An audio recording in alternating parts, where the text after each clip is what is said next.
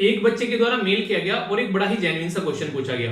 उसमें उनके द्वारा बोला गया, सर ये क्या है, जागृति अवस्थी जो है उनकी जो रैंक है वो 2 है, फिर भी उनको जो है वो उनका खुद का होम स्टेट नहीं मिला, यानी कि मध्य प्रदेश की वो रहने वाली है और उनको उत्तर प्रदेश दे दिया गया। यानी कि और कितनी रैंक होनी चाहिए इंसान की भाई साहब, जो उसको खुद का होम कैडर मिल जाए। यानी कि कोई इंसान अपने ही राज्य में चाहता है कि उसको उसका राज्य मिल जाए, तो आखिर इससे ज्यादा रैंक क्या लाए। 2 रैंक आ गई यहां पर, फिर भी इनको खुद का राज्य नहीं मिल रहा है, मतलब ये तो बिल्कुल ही अति हो गई। अब इंसान 1 रैंक लाकर मिलेगा क्या? देखिए इसका सही आंसर है कि कोई भी गारंटी नहीं है। यानी कि अगर आप लोगों की 1 भी रैंक आ जाएगी तो भी इसकी कोई गारंटी नहीं है कि आप लोगों को आपका होम स्टेट मिल जाएगा। आखिर किस बेस पर यहां पर ये कैडर एलोकेशन किया जाता है, इसके लिए क्या क्या फैक्टर ये काउंट करते हैं, क्या आप लोग यहां पर आज के डेट में रैंक के बेस पर भी यहां पर कैडर एलोकेशन में कोई इंपैक्ट पड़ता है क्या, या फिर कोई और क्राइटेरिया है, तो ये सारे डाउट मैं आप लोगों को क्लियर करने वाला हूं।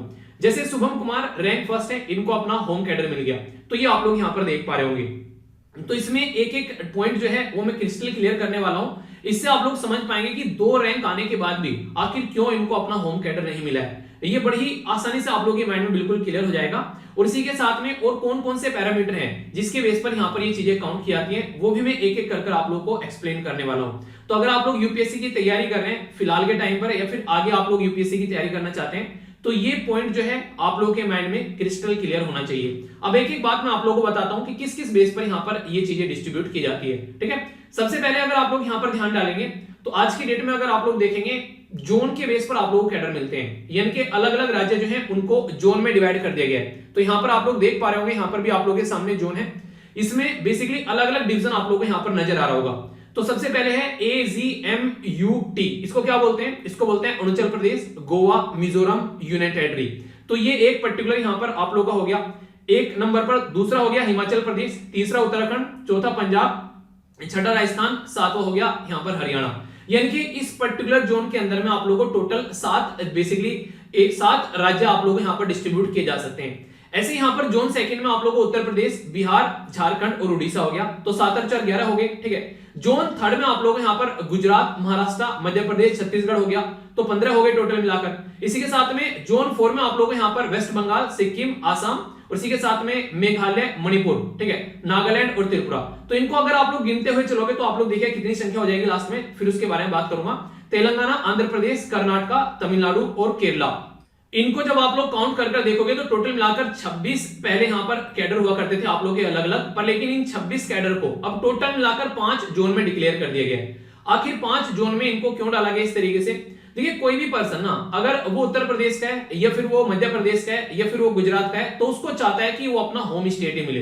पर लेकिन हमारी कंट्री में हम लोग चाहते हैं कि देश में एक इंटीग्रेशन है, एक दूसरे राज्य में यहां पर एक दूसरे राज्य के लोग जाकर काम करें, तो ताकि देश को एक जोड़कर रखा जा सके, नेशनल इंटीग्रेशन। ठीक है, नेशनल यूनिटी डे सेलिब्रेट करते हैं ना, तो उसी की थीम पर आप लोगों को यहां पर देखने को मिलेगा कि हम लोगों ने इनको अलग अलग जोन में डिक्लेयर कर दिया। तो पहले तो आप लोगों को जोन चूज करना पड़ेगा कि पहले नंबर पर कौन सा जोन है, दूसरे नंबर पर कौन सा जोन है, तीसरे पर कौन सा है, चौथे पर कौन सा और 5वें पर कौन सा है। मान लीजिए आप लोगों ने 5वें नंबर पर भर दिया जोन फर्स्ट, आप लोगों ने फिर यहां पर जोन 2 भर दिया तीसरे नंबर, मतलब जोन 3 भर दिया दूसरे नंबर पर, जोन 2 भर दिया तीसरे नंबर पर। इसी के साथ में जोन आप लोगों का 1 हो गया 4th नंबर पर, और जोन आप लोगों का जो यहां पर 4th हो गया 5 नंबर पर। जब जोन आप लोग इस तरीके से डिक्लेयर कर देते हैं तो फिर उस जोन के अंदर भी आप लोगों को प्रेफरेंस देना पड़ता है। यानी कि जैसे जोन फर्स्ट में अगर प्रेफरेंस आप लोगों से कोई पूछे तो पहला प्रेफरेंस आप लोगों ने राजस्थान दे दिया। ठीक है, जोन सेकंड में पहला प्रेफरेंस आप लोगों को उत्तर प्रदेश हो गया, जोन थर्ड में पहला प्रेफरेंस आप लोग यहां पर एक तरीके से महाराष्ट्र हो गया। तो ऐसे ऐसे आप लोग पहले जोन भरोगे कि पहले जोन कौन सा होना चाहिए 1 2 3 4, और फिर आप लोग यहां पर स्टेट के अंदर आप लोगों को फिल करना पड़ेगा। तो ये पैटर्न आप लोगों के सामने आ गया कि हाँ ऐसे ऐसे आप लोगों को फिल करना है। अब ये इतना भरने से काम चल जाएगा क्या, हम लोग को अपना राज्य मिल जाएगा क्या? जी नहीं, ऐसा भी बिल्कुल नहीं है। अभी और आप लोगों को चीजें समझनी पड़ेगी। वो चीजें क्या है वो थोड़ा ध्यान से सुनिएगा, आप लोग फिर उसको कनेक्ट कर पाओगे।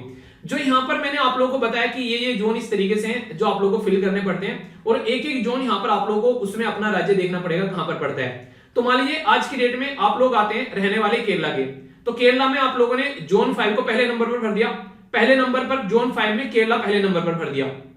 पर लेकिन यहां पर यह समझना पड़ेगा क्या जोन 5 में जो केरला पहले नंबर पर भरा है, जो कि आप लोगों का होम स्टेट है, क्या उस होम स्टेट के अंदर में आप लोगों की जो रैंक है उस रैंक के हिसाब से आप लोगों की जो कैटेगरी है उस कैटेगरी के हिसाब से वैकेंसी है कि नहीं है? जी हां, बड़े ही ध्यान से आप लोगों ने सुना। यहां पर आप लोगों की रैंक भी देखी जाएगी, आप लोगों की कैटेगरी देखी जाएगी, क्योंकि अलग अलग कैटेगरी की जो यहाँ पर वैकेंसी है वो आप लोगों को अलग अलग देखने को मिलती है अलग अलग राज्य में। ये प्रॉपर एक डिस्ट्रीब्यूशन किया जाता है कि इस राज्य में इतने आईएएस की जरूरत है, इस राज्य में इतने आईपीएस की जरूरत है, और उसके बेस पर हम लोग फिर यहाँ पर वैकेंसी फिल करते हैं। समझाने के लिए ये उदाहरण तो मैंने आप लोगों को वैसा दिया, अब प्रॉपर नाम के तरीके से देखते हैं एक प्रॉपर उदाहरण लेकर। जैसे जागृति का आप लोग देखें, यहाँ पर इनकी अगर बात करें, यहाँ पर इनकी सेकंड रैंक है और मध्य प्रदेश की रहने वाली है। इन्होंने अपना होम जो स्टेट था वो फर्स्ट रैंक पर भरा मध्य प्रदेश पर, लेकिन इनको मिल गया उत्तर प्रदेश। क्यों? क्योंकि ये जनरल कैटेगरी में है, और जनरल कैटेगरी में कोई भी रैंक जो है वो यहाँ पर आईएएस के लिए अवेलेबल नहीं थी कि आईएएस जो है वो जनरल कैटेगरी में बन सके, उसकी कोई वैकेंसी मध्य प्रदेश में नहीं थी। आप लोग बोलोगे कि ऐसा कैसे बोल रहे हो यार, तो उसको मैं समझाता हूं आप लोगों को। अभी जनरल कैटेगरी में मध्य प्रदेश का अगर दूसरी रैंक के बंदे को यहां पर अपना खुद का राज्य नहीं मिला है, तो आगे कहीं भी आप लोग देख लेना मध्य प्रदेश का कोई जनरल कैटेगरी का होगा तो उसको मध्य प्रदेश कैडर नहीं मिला होगा। दिखाता हूं उदाहरण के तौर पर, अगर यहां पर 2 रैंक को जब नहीं मिला तो आप लोग देखिए, आगे चलते हैं, कहीं मध्य प्रदेश दिखेगा तो बताना, ठीक है। मध्य प्रदेश हो गया, ठीक है। यहां पर देखिए, यहां पर आप लोग देखते हैं इनको तेलंगाना मिला। क्यों? क्योंकि जनरल कैटेगरी में इनकी कोई रैंक नहीं थी। इस तरीके से आप लोग समझ सकते हैं। मध्य प्रदेश देखते हैं, और आगे कहां पर है मध्य प्रदेश देखेंगे, जहां पर मध्य प्रदेश आएगा। उदाहरण के तौर पर मैं आप लोगों को समझा रहा हूं, मध्य प्रदेश यहां पर इनको जनरल कैटेगरी में इनको AGMUT मिल गया, ठीक है। मध्य प्रदेश में यहां पर इनको जनरल कैटेगरी में वेस्ट बंगाल मिल गया, ठीक है। इस तरीके से आप लोग देखें यहां पर। अब चलते रहिए, अगर मध्य प्रदेश आएगा तो आप लोग देख पाएंगे आगे। ये उदाहरण के तौर पर मैं बता रहा हूं आप लोग चीजों को समझने के लिए, यहां पर समझ पाएंगे। मध्य प्रदेश वाले को मध्य प्रदेश मिल गया ओबीसी की कैटेगरी में, ओबीसी में मिला है जाकर यहां पर। जनरल कैटेगरी में अगर सेकंड रैंक को यहां पर मध्य प्रदेश नहीं मिला है, तो किसका मतलब है कि मध्य प्रदेश में जनरल कैटेगरी में आईएएस की जो सीट है वो खाली नहीं है। ओबीसी की सीट खाली है तो ओबीसी में मिल गया, भले ही रैंक तुम्हारी कितनी भी हो। इनकी रैंक कितनी है? इनकी रैंक 123 है, जबकि इनकी रैंक 123 होने के बाद में इनको आईएएस मिल गया अपना होम कैडर, जबकि सेकंड रैंक वाले को नहीं मिल रहा है। तो इसका मतलब है कि ओबीसी की जो सीट है वो खाली थी यहां पर, इसमें आईएएस के कैडर में इनको ये मिल गया, ठीक है। तो ये आप लोगों को यहां पर देखने को मिलेगा। तो कंडीशन समझ में आ रही है। अब यहां पर ऐसे आप लोग एससी एसटी में आगे देखने को मिल जाएगा, ठीक है। मध्य प्रदेश में अगर बात करेंगे कोई और होगा, सेम कंडीशन आप लोगों को देखने को मिलेगी। तो आप लोगों की कैटेगरी की भी सीट वहां पर होनी जरूरी है, तभी आप लोग यहां पर उसको बेसिकली भर पाओगे। सेम कंडीशन हर जगह आप लोगों को इंप्लीमेंट होती नजर आएगी।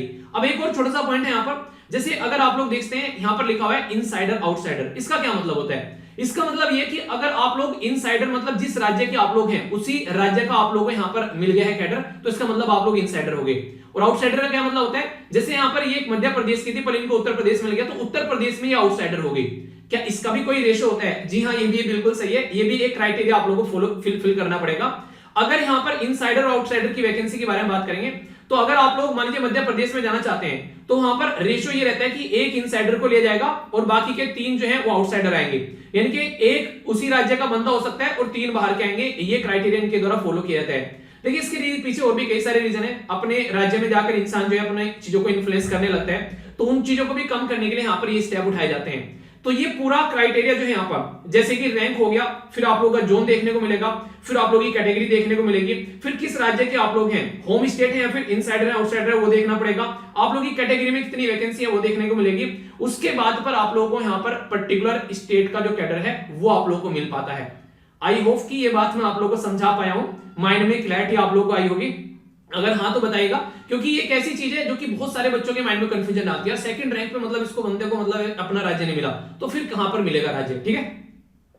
तो ये थी कुछ बेसिक बातें। अगर आप लोगों को ये जो मैंने आप लोगों को अभी इन्फॉर्मेशन दी है इसकी पीडीएफ आप लोगों को चाहिए तो टेलीग्राम से जाकर आप लोग डाउनलोड कर लेना। और अगर आप लोग एग्जाम की तैयारी करें यूपीएससी के लिए, तो सारी बेसिकली वीडियो मैंने बना रखी है, जिसके बेस पर आप लोग तैयारी कर सकते हैं। आईएएस की तैयारी कैसे करनी है, प्लान क्या है, कैसे एनसीईआरटी पढ़नी है, कैसे टाइम टेबल आप लोगों को बनाना है, कैसे आप लोगों को आंसर राइटिंग लेके चलना है, ऑप्शनल सब्जेक्ट कैसे चूज करना है, एस्से राइटिंग आप लोग कैसे करनी है, सीसेट कैसे कवर करना है 2 महीने में, सारी वीडियोस मैंने बना रखी है। तो आप लोगों को अच्छा गाइडेंस मिलेगा, इसको आप लोग जरूर देखिएगा। वैसे 3 टेलीग्राम में ग्रुप है। आंसर राइटिंग के लिए भी मैंने ग्रुप बना रखा है, जहां पर काफी सारे बच्चे रेगुलर आंसर राइटिंग करते हैं। 62,000 के करीब यहां पर बच्चे जुड़े हुए हैं, तो उसको भी आप लोग अपनी लाइफ का पार्ट बना सकते हैं। तो आई होप कि ये इन्फॉर्मेशन आप लोगों को फायदा पहुंचा रही होगी। इसके बेस पर आप लोग अपनी एक सही डायरेक्शन देकर चल सकते हैं अपने एजुकेशन को।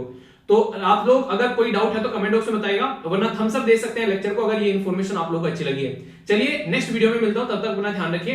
बड़ों का नमस्ते, छोटों को प्यार, छोटी सी लाइफ एंजॉय करो यार। मिलता हूं नेक्स्ट वीडियो में, तब तक के लिए जय हिंद।